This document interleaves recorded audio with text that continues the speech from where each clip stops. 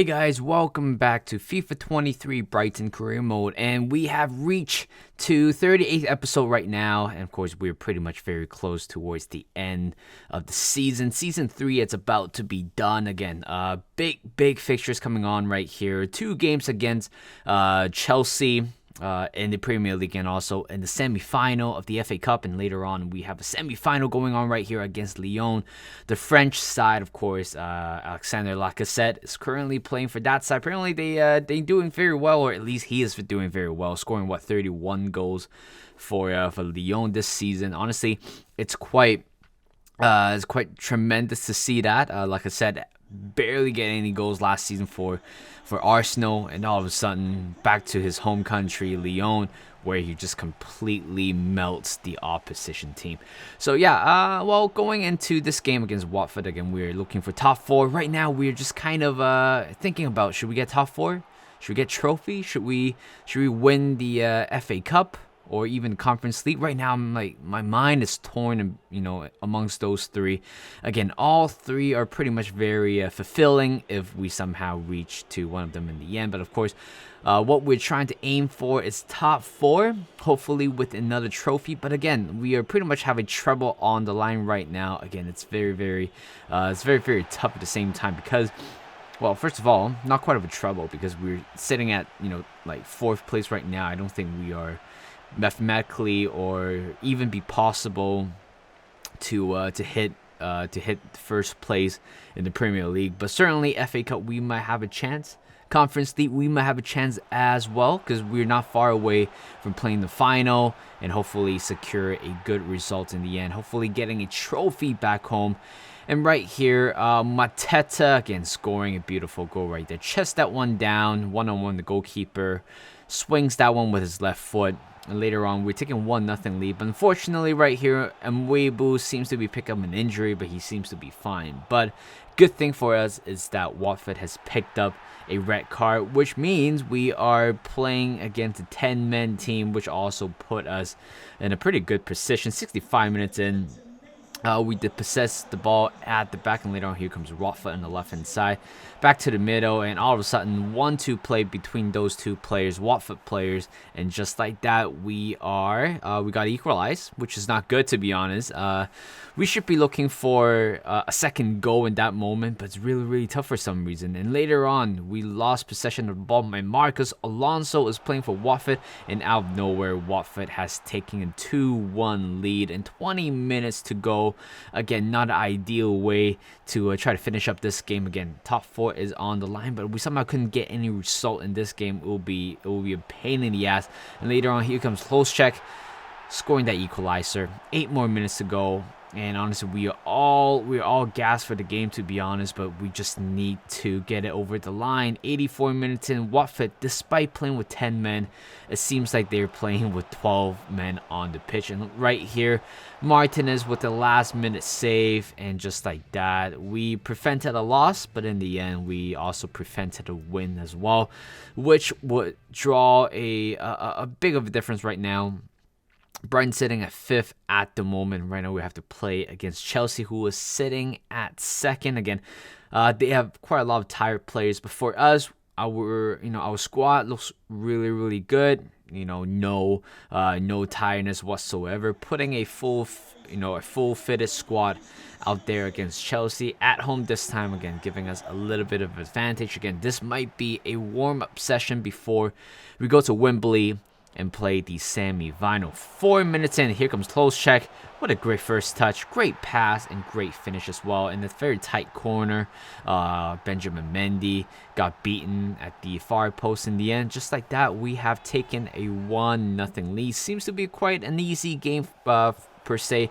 9 minutes in, here comes Chelsea. I have no clue where the ball was going, but somehow it landed on Sterling's feet. And just like that, 5 minutes later, Chelsea has scored another goal to equalize the game.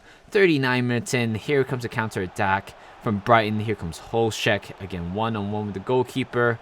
Just a beautiful finish right there. 82 rated this guy, and I signed him, to be a striker at one point and a central attacking midfielder. But, once we get, we have a clue how we want to play our football, I decided to put him as a central attacking midfielder. Here comes Joe Gilhar, right from a corner from Chelsea, and he is going on an adventure, a solo run, and what a beautiful finish. What a run as well. Probably one of the best solo goal I've seen in my whole life, even though the defending is quite questionable at times, but you cannot deny how good of a player Joe Gilhar has become for Brighton. 3-1. Again, here comes another counter-attack from his set pieces from Chelsea, and look at that defending. What is Chelsea doing at the back? Just completely being torn apart, and Joe Gilhar finished that one up. 4-1, and we are cruising our way to Wembley. And honestly, based on how we play and based on what we're seeing from Chelsea, certainly it is not a good scene for any of the Chelsea fans or even for the Chelsea players. And with 2 more minutes to go before the end of the game. But again, look at Chelsea's defense once again. It's so, discoordinated in a lot of ways. Mateta scoring an open goal. 5-1 is the score. Certainly, this result is going to help us to continue our, a great run into top 4. But certainly, this is going to be, seems like a very good warm-up session against Chelsea in the for the semi-final at the Wembley Stadium. And right now, whoever is going to win the semi-final, they are going to play against Newcastle. So it's pretty much a very similar, a very similar result compared to last season. Yes, we play against Spurs in the final last season, and this year they're out, which means they will not be getting any trophy. Again, I felt very, very guilty about it. The fact that they had themselves a trophy.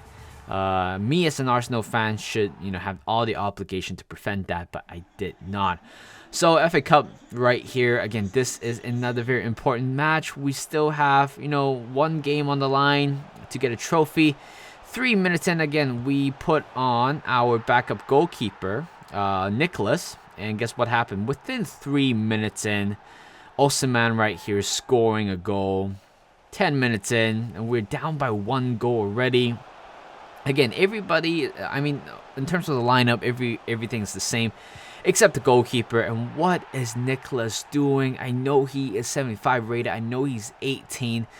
But if he wants to truly establish himself as number 1 goalkeeper for Brighton in the near future to take, to replace Emi Martinez, there's no way you allow 3 goals within 20 minutes. And our trophy, it seems to be on the line right now. Bastoni, who remembers him in my Fulham career mode? I signed him for quite a hefty fee.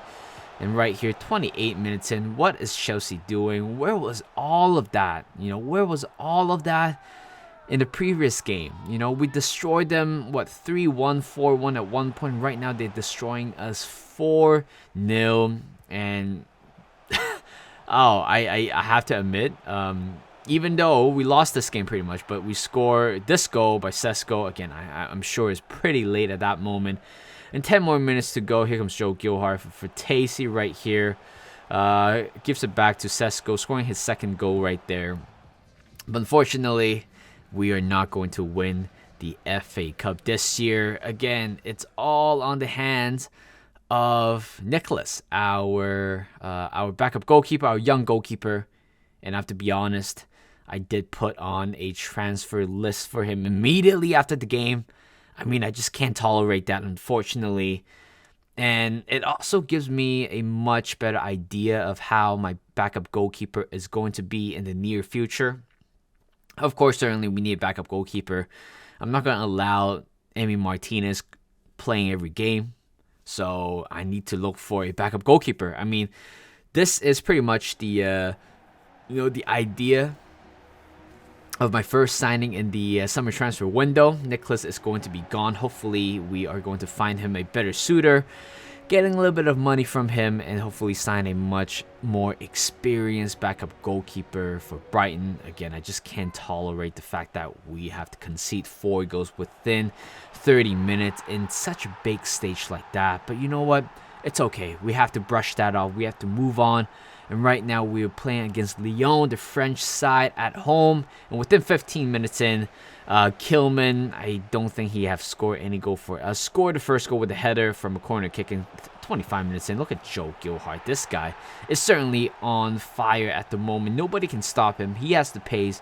He has the finishing. He has the physical to beat every opponent on the ground, in the air, anywhere you can name it.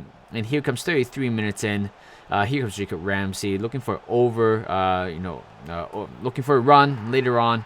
Joe Gilhart with another finish. 3-0, 33 minutes in. It looks like, I don't want to jinx it, I don't know the possibility of losing the lead, but we're cruising for the final, even though this is only the first leg. But look at Sesko. Beautiful finish right there again. I pretty much master R1, shoot that, that button again. I like more of a realistic finishing from the players. But there you go, guys. Thank you guys for watching. We're cruising, and we still have one more month to go before we still have the month of May before the end of season 3. So thank you guys for watching. Hope you guys enjoyed this video. Like this video, subscribe to my channel, and I'll see you guys in a bit.